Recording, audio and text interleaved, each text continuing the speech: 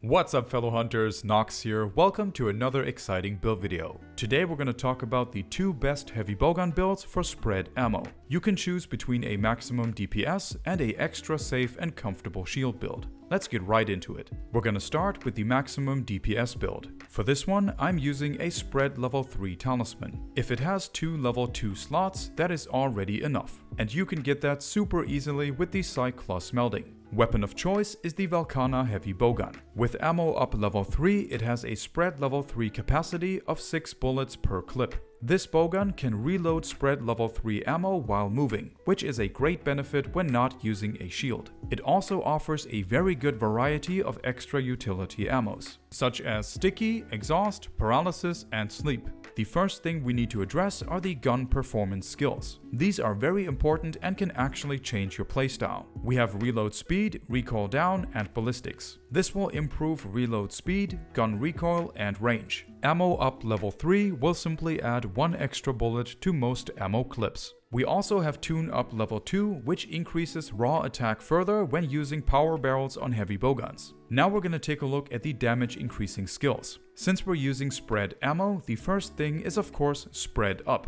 increasing the damage of all spread and shrapnel ammo by 20%. Following that, we of course have spare shot, giving us a 25% chance to not expend ammo while firing. This will indirectly increase DPS as well. Outside of our bowgun specific skills, we have a ton of other damage increasing factors, starting with a max affinity setup. We get 50% from weakness exploit, 20 from bloodlust, 15 from critical eye, and another 15 from the Daora Soul Rampage deco, setting us at 100% affinity on weak spots. Along with that, we of course have critical boost to get the most out of our critical hits. Next, we have attack boost level 7 for a big increase to raw attack. Same thing goes for Mail of Hellfire on the red scroll. This will give us another 15 to 35 attack depending on the level of the skill. We also have Coalescence, which will activate automatically with Bloodlust and add another 12 attack. Burst will add further damage as well since we're constantly landing hits. Powder Mantle is a really nice damage bonus here. The explosions can deal up to 1000 damage, which is great for extra DPS and stopping force. Then we have Peak Performance, which adds another 20 attack as long as our HP is full. Even with Bloodlust in the build, this will have very high uptime, which is also supported further by having Bloodright for health regeneration.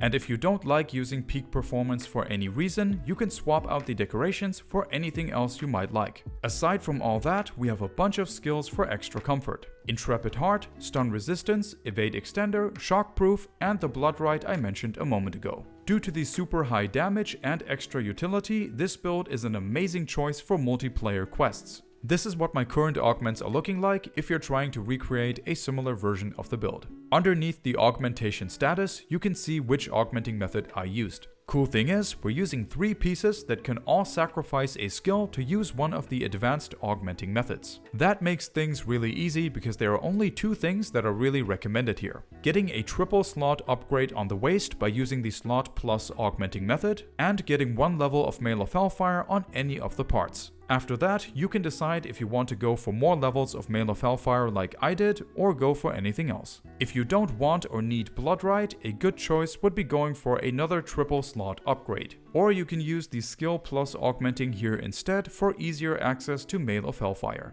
Next, we have the super comfortable shield build. With this, you can sit right in front of the monster and be completely safe while blasting the hell out of its face. For this one, I'm using a guard level 5 talisman with 3 level 2 slots. This looks kind of freakish, but is actually nothing special anymore. If it has 1 level 2 slot and 2 level 1 slots, that is already enough. You don't need more than that. Weapon of choice is the Garen Golem HBG. It has fantastic slots and the highest ammo capacity for spread level 3. However, it does have 2 small downsides compared to the Valkana HBG. It can only reach the 2nd fastest reload speed for spread level 3, and we cannot move while reloading. But that won't be a problem for us at all, which is very noticeable in the background footage as well. The skills in general are very similar to the previous build. We again have a max affinity setup combined with critical boost. Then we have attack boost, Mail of Hellfire, burst, coalescence, and powder mantle just like before. That brings us to the big difference on this build. Guard level 5, Embolden level 3, and Tune up level 1.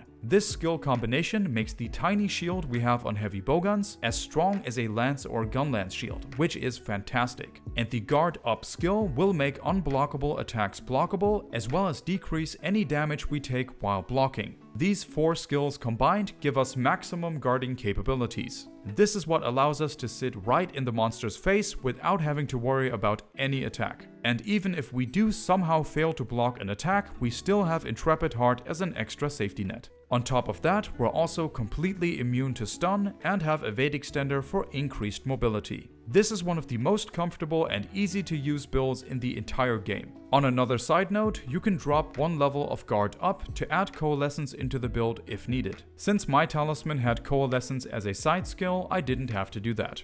The augments are very similar to the previous build as well. I'm using the exact same chest, waist, and legs. Only the helmet and arms are different. The only essential here is getting a triple slot upgrade on the waist and 1 extra level 1 slot on any of the parts. Everything else is up to your personal preference. You can go for as many levels of Mail of Hellfire as you are comfortable using. Another good choice would be getting Coalescence as an augment or any other level 2 skill from the decoration list. Evade Extender is honestly not necessary for the shield build at all, so that is up to you as well. Here's a quick look at the switch skills I'm using. Spread Heavy Bowgun actually has a lot of recommended skills here. Tackle, Charged Shot, Counter Charger, and Silk Bind Glide. Those 4 skills will greatly improve the playstyle of Spread Heavy Bowgun. I highly recommend not leaving the house without them. Don't use Crouching Shot and don't use Setting Sun. They have terrible performance value on spread ammo. Here are some useful Dango combinations. The first 2 are going to be for anyone that likes having Moxie as an extra safety net. And the third one is going to be for anyone that wants to go all out with attack.